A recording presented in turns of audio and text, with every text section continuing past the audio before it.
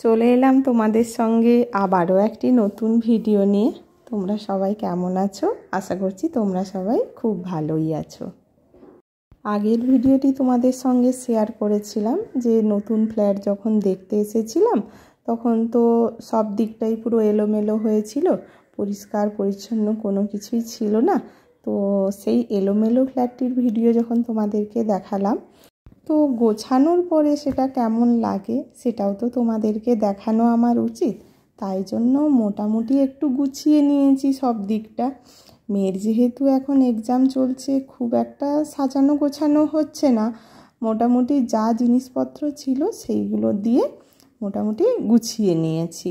তো ভেবেছি এখন যেটুকু গুছিয়েছি এখনকার মতো চলে যাবে, পরে যদি নতুন কিছু এক্সট্রা যোগ করি তখন দেখা যাবে। এপ্রিল মাসে ঘরটা তো নেওয়া হয়েছিল, তারপর থেকে 2 মাস ধরে এই টুকটাক যে কাজগুলো করা হয়েছে, প্রায় 1 মাস মতো সময় লেগেছে। তারপর তো পুরো বাড়িটা এদিক ওদিক করে মোটামুটি সব কিছু রং করা থেকে শুরু করে সব কিছু করে উঠতে প্রায় 2 মাস মতোই লেগে গেল।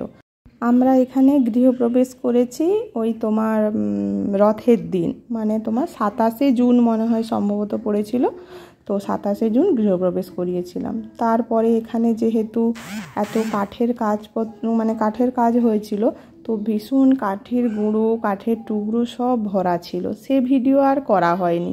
মানে তখন আমি একা কি করে এতটা গোছাতে পারবো সেটা নিয়েই আমার ভীষণ মাথাটা গরম ছিল, যে ওর তো অফিস আছে, ও আর কতদিন ছুটি নেবে। ও 1 সপ্তাহ মতো শিফটিংয়ের জন্য সময় নিয়েছিল, তারপরে ও আর সেরকম ছুটি নিতে পারেনি। এবার যেহেতু মেয়ের স্কুলও ছিল, ওকে স্কুলে পাঠানো, ওকে আবার নিতে যাওয়া, তারপরে আবার বাড়িতে এসে পড়াশুনোও ছিল, এবার এর অফিসে রান্না বান্না করা, সবটুকুর ভেতরে মাঝে মাঝে যখনই সময় পেয়েছি গুছিয়েছি। আর এই কাজগুলো তো কমন ব্যাপার, করতেই হবে।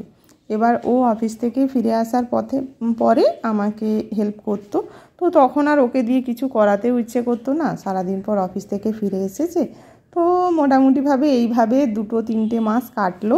মোটামুটি এখন একটু ফ্রি হয়ে গেছি। আমাদের বেডরুমগুলো থেকে 2টো বেডরুম আছে, 2টো বেডরুম থেকেই জানালা দিয়ে রাস্তা একদম দেখা যায়। 2টো বেডরুমের প্রত্যেকটি জানালা দিয়ে রাস্তা দেখা যায়। বাড়িটার পজিশান এতটাই ভালো, একদমই রাস্তার ওপরে।